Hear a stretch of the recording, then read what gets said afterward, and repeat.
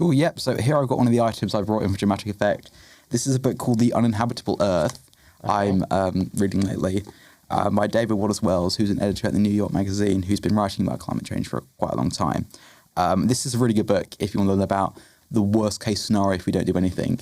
The first line of the book is, and I quote here, "It is worse, much worse than you think." I haven't got all the way through it yet, otherwise I'd quote from it more specifically. But that's the long and short of it, basically. He's put that into better words than I could. Because even though I've said that people are aware of it, they know the climate is dying and they know we have to do something, they aren't aware or they don't want to educate themselves. I can't blame them because it's not a very pleasant topic. Yeah. The danger we face. Because partly it's because the rhetoric has been quite maximalist in the sense that there's been so much doomsaying, so much like if we don't fix this now, nothing will happen. Yeah, because we've been saying that for years. Yeah, and then the world keeps on spinning. But as I said, it's so easy to blot it out when you live in the first world, if you pardon the term. Because, you had the floods in Pakistan, for example, and that was a news story for what? A few days? Then the news cycle continues and we're talking about something else. And because we live in the first world, it's much easier for us to ignore these catastrophes worldwide. You had the wildfires in Australia and America a few years ago as well. And I think we're going to see these sort of things speeding up more regularity. Because we in the UK, we live in a temperate zone.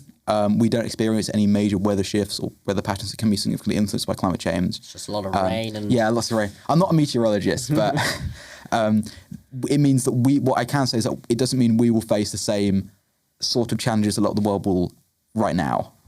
We are quite fortunate in that regard. But it's going to happen.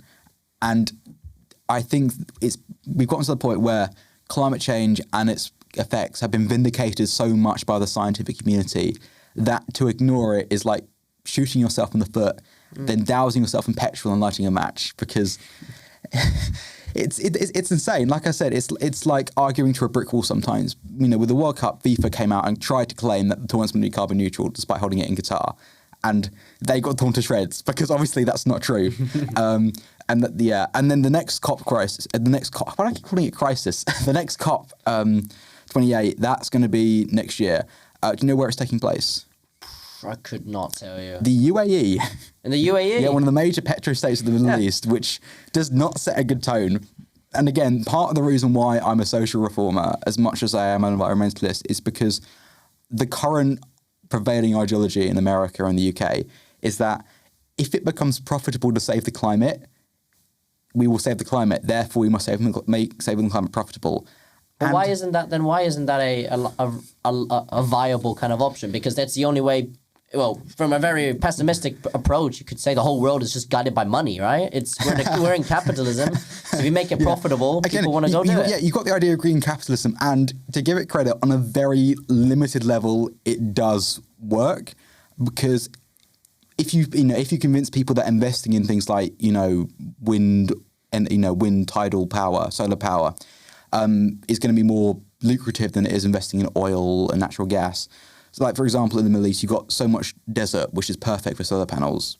And it's true, you can. But because so much of our global economy, because our economy is so interconnected all over the world, is tied up in oil, and you've got the oil lobby is so powerful, and the natural gas lobby in places like America as well, especially, it's very difficult. It's like moving a glacier.